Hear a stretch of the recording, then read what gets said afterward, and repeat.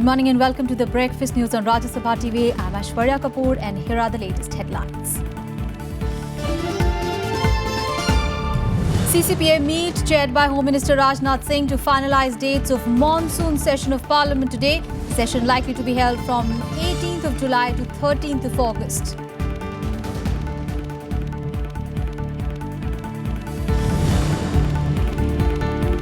"36 people killed in triple suicide bombing at Istanbul airport. While there are no claims of responsibility yet, early signs suggest Islamic State behind the attack. Britain wins Brexit breathing space at the gloopy European Union summit. David Cameron says UK will not turn back on EU.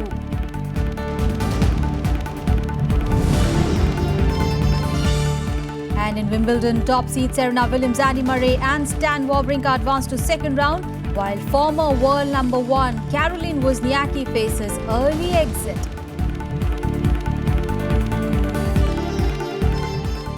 Well, the top story this morning, the Cabinet Committee on Parliamentary Affairs chaired by Home Minister Rajnath Singh will meet today to decide the schedule of the monsoon session of Parliament, where the session is expected to start from the third week of July. Now, 45 bills, including the GST bill, are pending in Rajya Sabha, while 5 bills are awaiting clearance in the Lok Sabha. The government is hopeful of passing the GST in this session. It has indicated that many regional parties have broken ranks with the Congress on the issue. The government will also push for the Whistleblowers Protection Amendment Bill of 2015 that had an inconclusive discussion after being moved last December.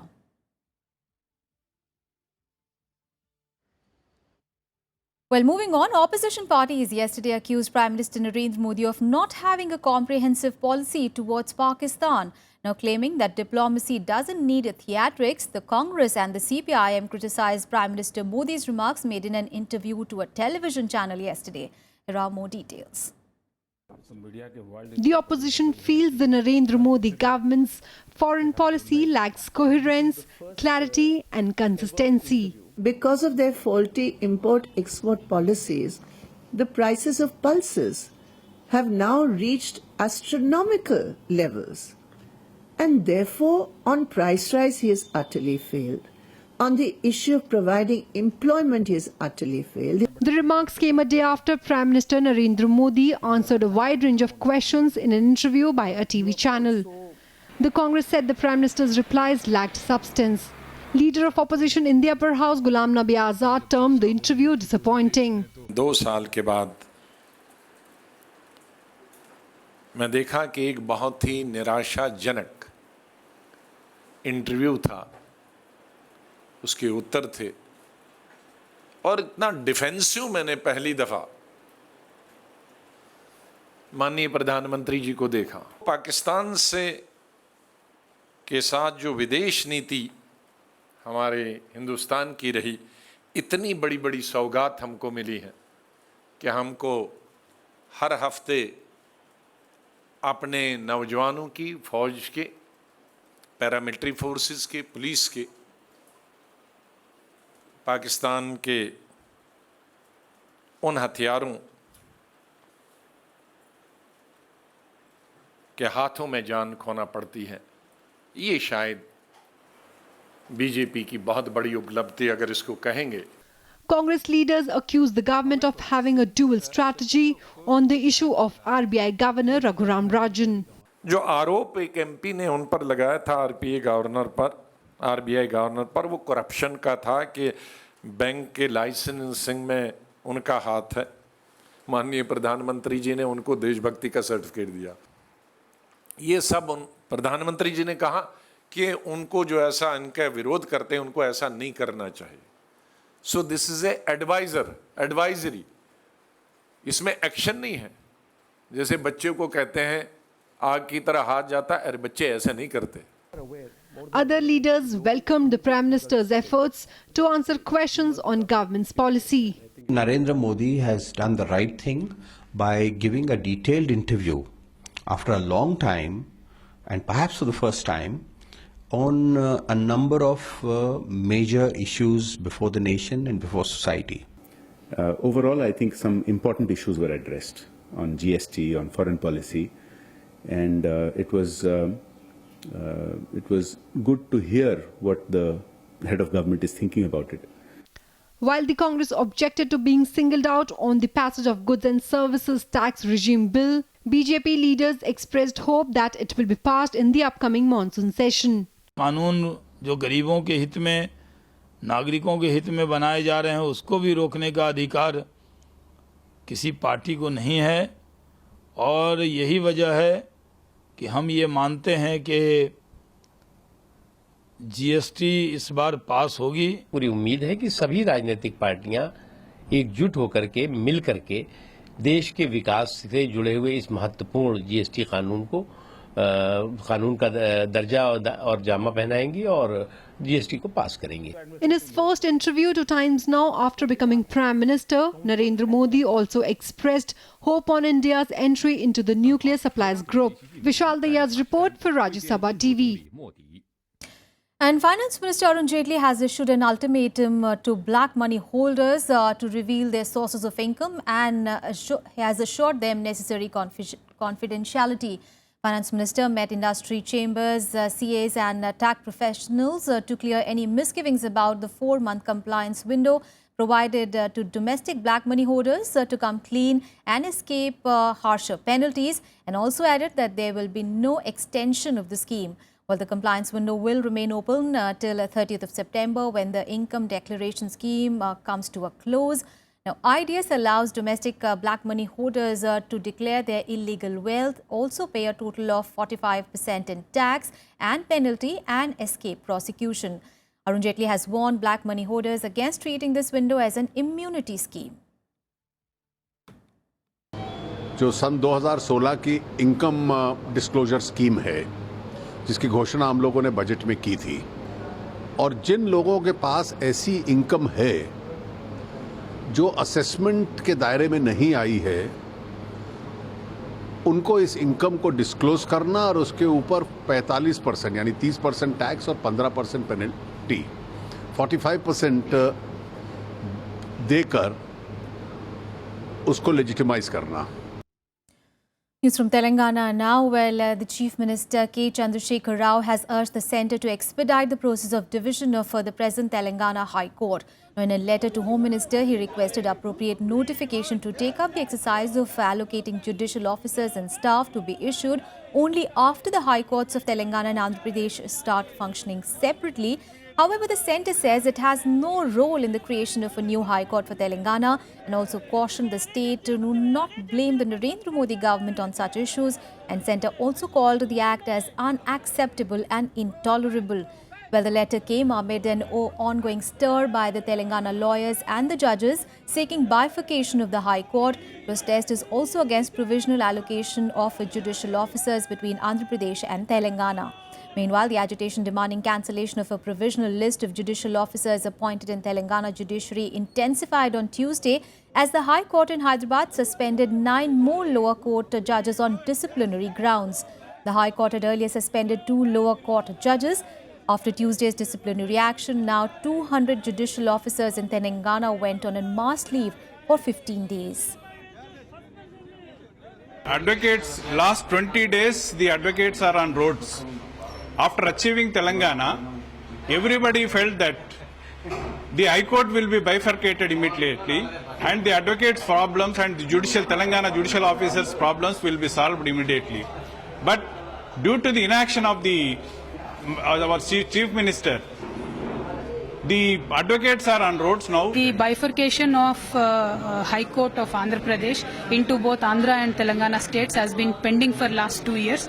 Although the state is bifurcated, till date bifurcation of court has not happened, and because of that our judges and our judges from the district levels and the sessions courts also are facing severe injustice in terms of their promotions and appointments. And now the judges in the High Court who are heavily from Andhra have created a postings where Andhra judges have now come into Telangana completely. So this is really not correct. We sincerely appeal to the central government to intervene and bifurcate our High Court immediately. चलो केसीआर घर ये नारा लगाओ, पूरा advocate उसका घर चलो, high court कैसा नया था हम बोलेंगे, हम आपके साथ है। कांग्रेस पार्टी हाईकोर्ट बाइफर्केशन के लिए आपके साथ लड़ेंगे, मगर जो हिडन एजेंडा के साथ जो काम को टर्न हाईकोर्ट बाइफर्केशन के काम करना वो छोड़ के सिर्फ ऐसे अब 2 साल से पार्लियामेंट चल रहे, 2 साल में आप एमपी क्या करें। Over to Jammu and Kashmir, and in light of the Pampore attack, the army now has slammed reports saying that there had been friction between them and the Central Reserve Police Force on the handling of the terrorists in the encounter.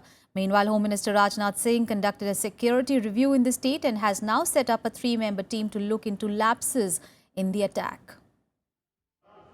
Chaotic scenes in the Jammu and Kashmir Assembly for the second day in a row. Opposition National Conference MLAs staged a walkout, accusing the BJP of creating war hysteria over the recent incidents of violence, including the Pampore attack.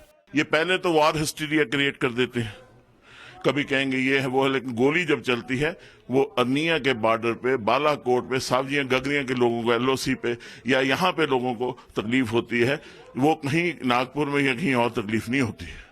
इसलिए जो भी बात करनी ये सरकार में है। हमने ये कहा कि सरकार वाजे कर दे क्या पॉलिसी है हमारी और क्या सिक्योरिटी सिनेरियो है स्टेट का। एक डर का माहौल बना के बैठ गए। Meanwhile, army and police forces shot dead a top Hizbul Mujahideen commander during a joint search operation in Kupwara district. अभी हमने रिकवर कर लिया है उसका बॉडी और समीर वानी नाम बता रहे हैं, अभी आइडेंटिफिकेशन वगैरह जारी है। Top commander of Hizbul Mujahideen है। Home Minister Rajnath Singh directed intensified security vigils in the state. The centre has already set up a 3-member team to look into the lapses that led to the deaths of 8 CRPF personnel in the Pampore attack. The team will also look into instances of cross-border infiltration and standard operating procedures of paramilitary forces in fighting the threat. Bureau Report, Rajya Sabha Television. Well, 5 newly elected members of the upper house were sworn in yesterday. The ceremony was held inside Parliament and attended by Rajya Sabha Chairman Mohammad Hamid Ansari, Deputy Chairman PJ Kurian and Parliamentary Affairs Minister Venkaiah Naidu among several other leaders. The new members represent Andhra Pradesh, Telangana and Gujarat. 5 newly elected members of Rajya Sabha took oath at a function held in Parliament on Tuesday in the presence of Rajya Sabha Chairman Mohammad Hamid Ansari. These members include Railway Minister Suresh Prabhu and YSR Congress leader V. Vijay Reddy, both elected from Andhra Pradesh. BJP's Purushottam Rupala from Gujarat and TRS leaders Captain Lakshmikant Rao and Dharmapuri Srinivas from Telangana. The members listed their priorities soon after being sworn in. I feel that the happiness coupled with responsibility, because our state is a new state recently formed. So definitely we will be requiring a lot of help from the central government also. जिस वजह से हम Telangana state में आगे है, उस तरीके से डेवलप करने की दिशा में हमारे सीएम साहब जा रहे हैं। उनका हाथा मजबूत करके और दिल्ली पार्लियामेंट या सेंट्रल गवर्नमेंट के जरिए जो भी चीज़ हमारे को आने का है स्टेट को और लाने का है या कोशिश करना है, उसमें बरकरार रहेंगे। I therefore have decided to introduce an amendment to anti-defection law by way of a private member bill, which I'll be doing it soon. The oath ceremony was also attended by Deputy Chairman of the Rajya Sabha PJ Kurian, Finance Minister Arun Jaitley and Parliamentary Affairs Minister Venkaiah Naidu. Elections were held to 57 Rajya Sabha seats after the expiry of term of members. 30 members were elected unopposed, while 27 others faced elections in various states. Out of these, the BJP won 11 seats, the Samajwadi Party 7, Congress 6 and BSP 2 seats. 2 independents were also elected. With Pranav Goswami, Bureau Inputs, Rajya Sabha TV. On to some other news now. In the Appointments Committee of the Cabinet on Tuesday cleared the appointment of N.S. Vishwanathan as the Deputy Governor of the RBI. Now, he was the Executive Director in RBI before this. Now, N.S. Vishwanathan will succeed H.R. Khan as the Deputy Governor, whose tenure ends on 3rd of July. Well, all appointments as the Deputy Governors to RBI were previously done by a panel headed by RBI Governor. But for the first time, a Deputy Governor's appointment has been made through recommendations of the Financial Sector Regulatory Appointment Search Committee, headed by Cabinet Secretary P.K. Sinha. This panel also included RBI Governor Raghuram Rajan. Meanwhile, the government has narrowed down its list of candidates for the next RBI Governor to 4. Now, weather permitting, India will fire a surface-to-air missile developed in conjugation with Israel at the Integrated Test Range defense base off the Odisha coast today. The launch will be jointly carried out by defense personnel, DRDO officials and Israel Aerospace Industries. The missile is a product of a joint venture between India and Israel.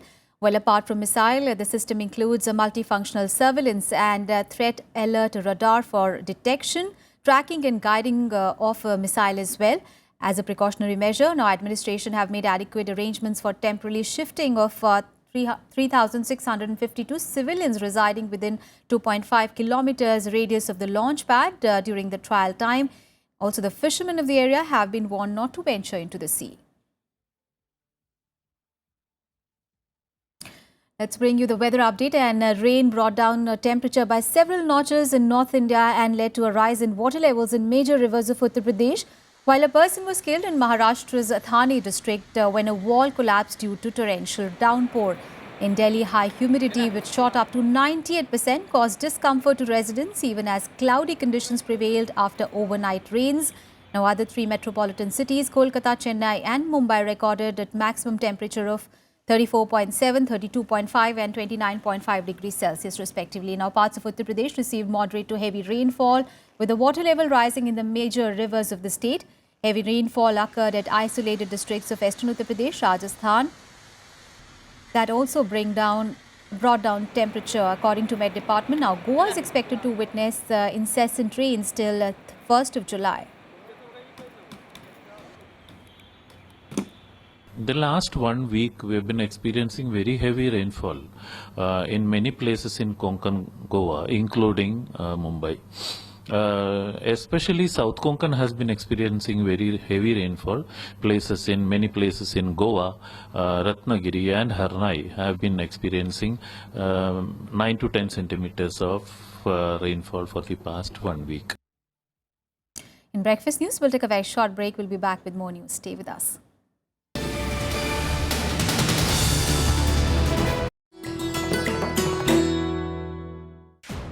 Saina Nehwal, the first Indian to win a medal in badminton at the Olympics. The world number 2 ranked player is also the first Indian to win the World Junior Badminton Championships and the first Indian to win a Super Series tournament. Saina Nehwal in fact completed a hat-trick Super Series titles in 2010. That same year, she became the first Indian singles player to reach the final of the year-ending Super Series finals, defeating 2-time All-England champion and former world number 1 Tine Baun in the semis.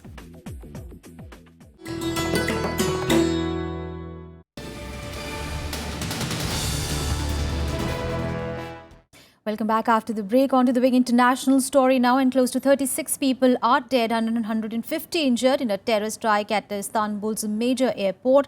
Well, the gunmen blew themselves up after the attack. Now, while there has been no immediate claim of any responsibility, recent bombings in Turkey have been linked to either Kurdish separatists or the Islamic State.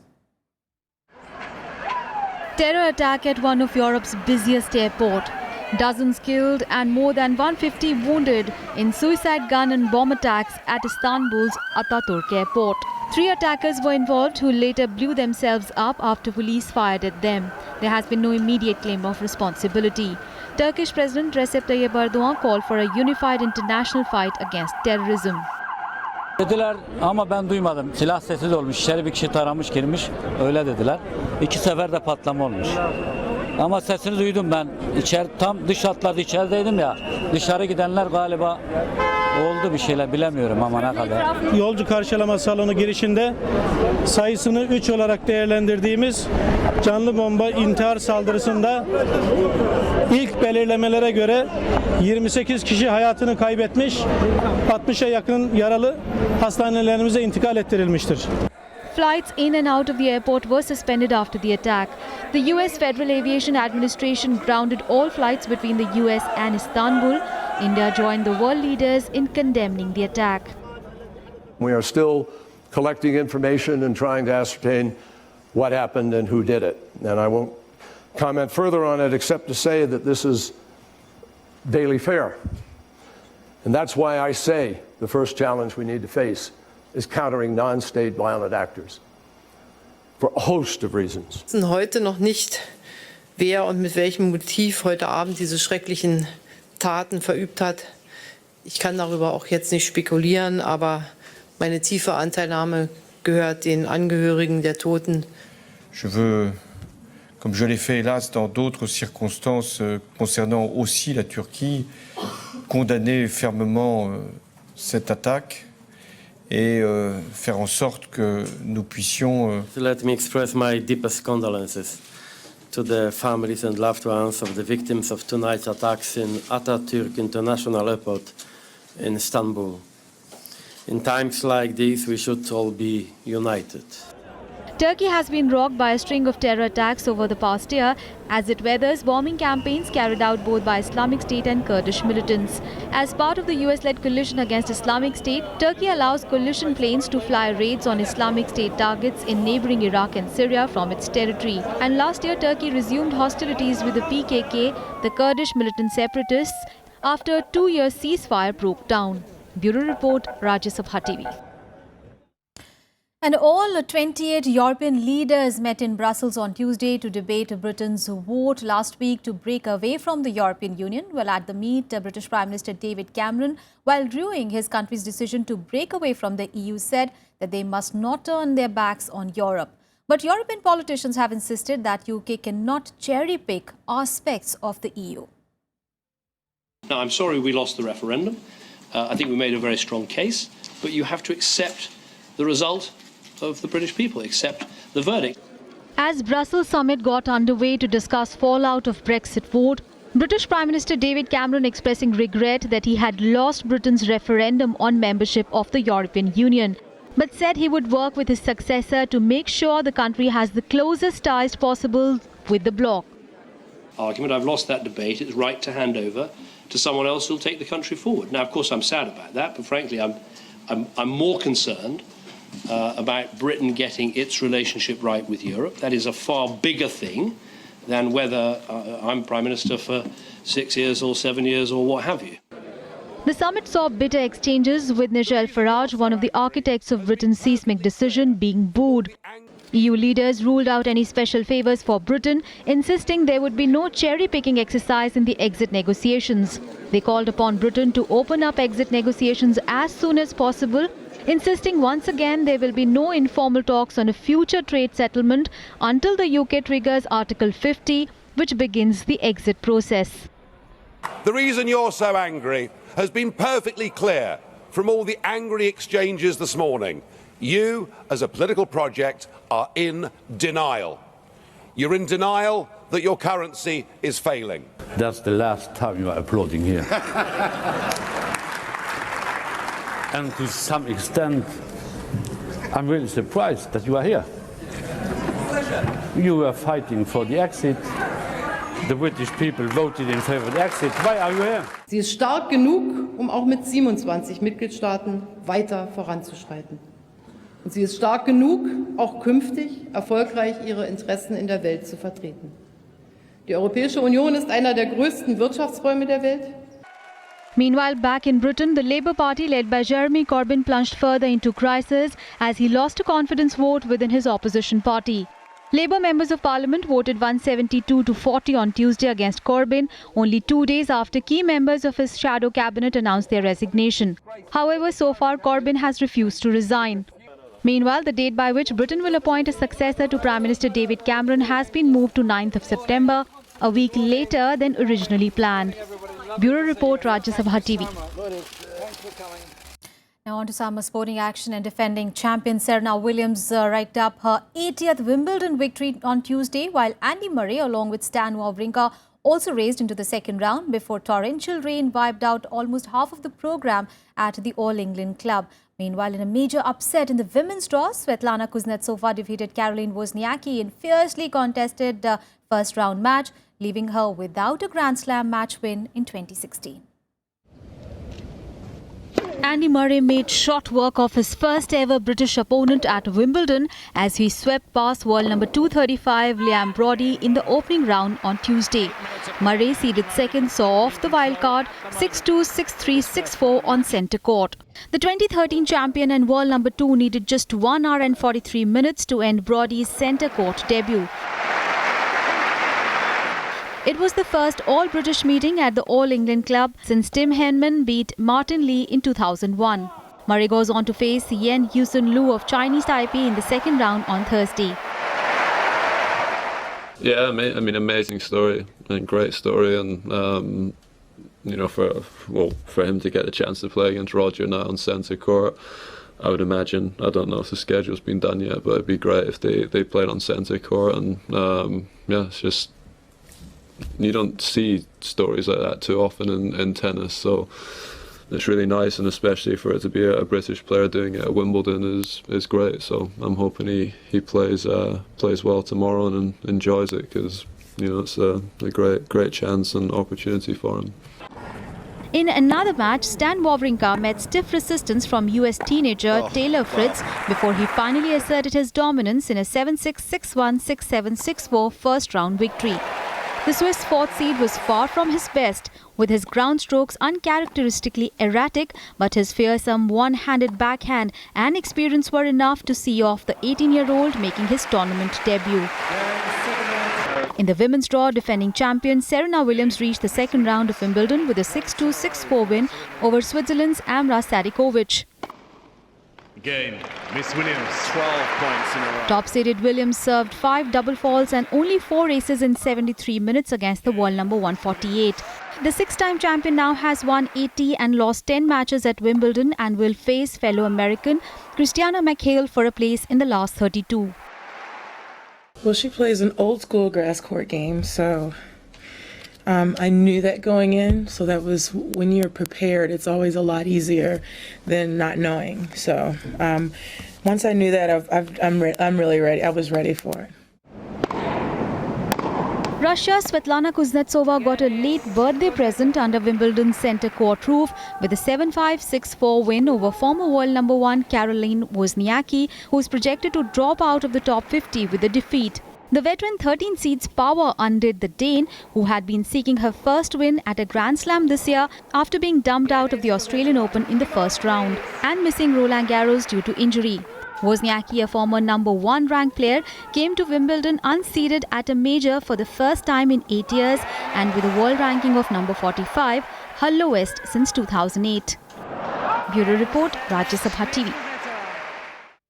That's all in this edition of News, but news and updates continue on your channel. Thanks for watching.